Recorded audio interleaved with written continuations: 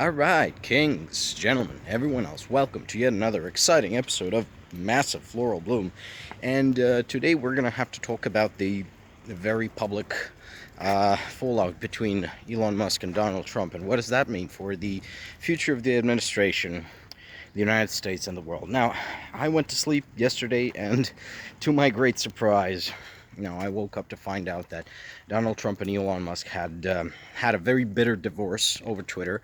They're currently haggling over custody of the, various shills and MAGA creatures left in the wake of this division. And of course, they're going to be dividing the property. That's never pretty when parents are getting divorced. The children suffer most, and. But all of this, as a lot of people have pointed out, was a long time coming, and people have been preparing for it.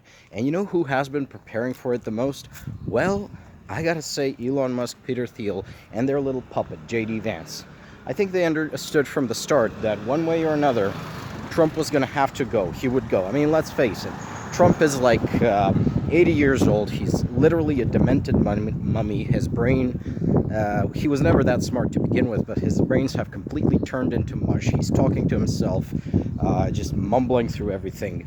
The guy has a diet of an inner city welfare queen, so he's going to conk out from any number of metabolic illnesses, diabetes, heart attack, stroke, high blood pressure, being fat.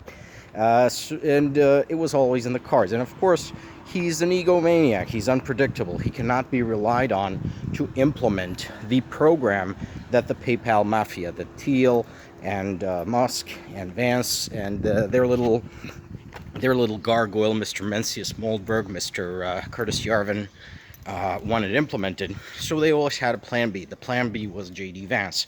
They installed him to be the couch fucker in chief, in waiting. He's this little lady in waiting that they have for Trump. Also assassination insurance, because if there is one person on this planet who's more repulsive and more dangerous than Donald Trump, that would be JD Vance. And now it seems that I don't know, for reasons we are going to probably find out in the years to come, Elon Musk has decided to make his move on Donald Trump. And what's going to come is essentially someone's going to try and declare Trump non corpus mentis, or they're going to assassinate him, or they're going to, make it look like a heart attack. And frankly, people are just going to believe them if they say, oh no, this fat fuck, this 80-year-old fat fuck conked over from a heart attack.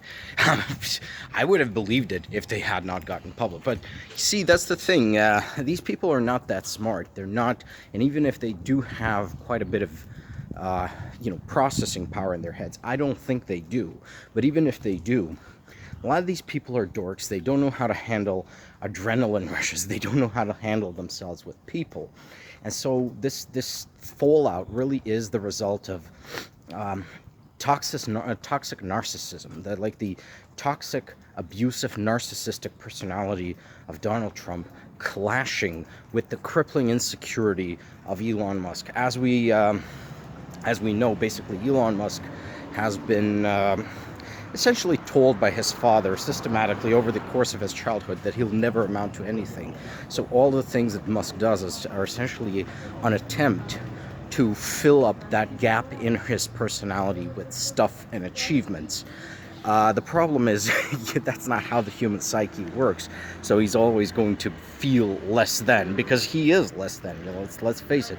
And if you have not resolved these complexes at 51, you're never going to resolve them. You're always just going to be this crippled, incomplete human being. The problem is, you're going to suffer, and that's it. But you should try and minimize suffering to others. And with Donald Trump, the thing is that the guy is a classic narcissist. Like, the guy needs desperately to be the center of attention. Otherwise, he just pouts and feels left out. And he has to face up to the fact that actually he has no personality underneath it all. Which is, you know, so this was always going to happen. This is why you do not elect insane people to public office. This is why you do not elect clowns to public office. Obviously mentally ill people. Like, even before his brain turned to mush due to age and obesity, Donald Trump was a mentally ill person. He had narcissistic personality disorder. Everyone knew it, and still they voted for him. And now they're going to pay the price. And if it was just the people who voted for him paying the price, I wouldn't really mind that. Fuck around, find out. But a lot of innocent people are also going to be implicated. So what I predict is going to happen, right, is that the PayPal mafia will now try to have Donald Trump removed in one way or another and replaced with JD Vance. JD Vance is another one of these little... He has no personality. He's going to do whatever he's told, as long as he has enough couches to fuck, he's going to be happy. And that is literally the worst case scenario, something that could completely and utterly destroy the United States irreparably. MAGA was already bad enough. MAGA would have turned America into a very nasty place to live.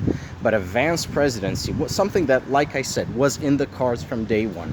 These people used Trump to clamber to power. Now they're going to reject him. Vance presidency would enshrine their insane ideology, their insane neo-reactionary ideology, which has been discussed many times on this channel. If you're going to click the channel link, you're going to find out quite a lot about, because I gotta say, I've been following these people for the better part of a decade. I know exactly what they're planning, and what's really interesting to me is just how brazen they are. You'd think they try to conceal their intentions, but no, they're pretty convinced they can do it. I don't think they can. I think that the institutions of America are a little more resilient than that. But I don't know, maybe the empire is simply tired, and even though it has the institutions, it simply hasn't got the will to resist. So we'll see. But in any case, right now, Donald Trump is probably going to fight these people tooth and nail, not because he opposes them in any substantial manner, but because it's a matter of ego. My first instinct when I saw this was, you know what, maybe this is kayfabe. Maybe these people are pretending to fight.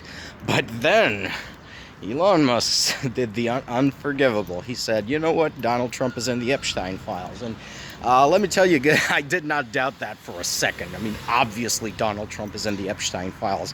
He was best friends with Jeffrey Epstein.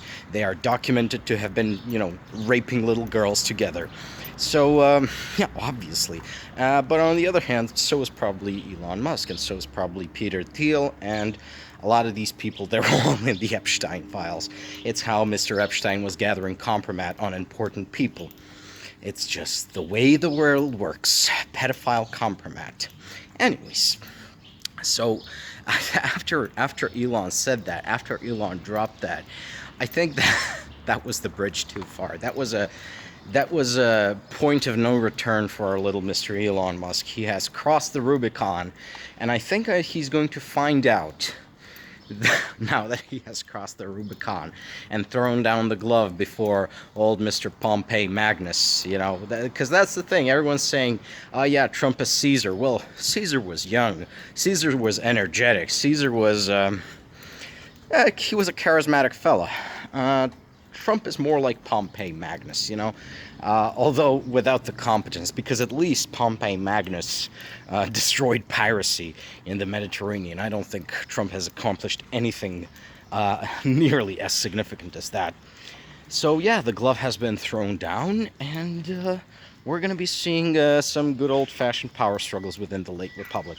Or maybe, because we're doing the Roman history thing, maybe Elon Musk is more like Marcus Licinius Crassus. Crassus, the guy who gave us the word for crass, the guy who was so rich, he got it into his head he could do anything. So he went ahead, commanded an army against the Persians, and when he was captured, Parthians, who were in command of Persia at the time, so yeah. So when the Parthians captured Crassus, they poured molten gold down his gullet to mock his greed and avarice and stupidity for believing that money made him powerful and important and a good general. So maybe that's what's going to happen to Elon Musk. I certainly would support it, right?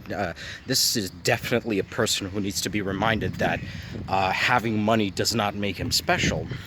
And I think that a hot jet of molten liquid metal in his mouth might just do the trick. I'm looking forward to the fireworks, and I sincerely hope Trump and Musk kill each other. Bye-bye, folks.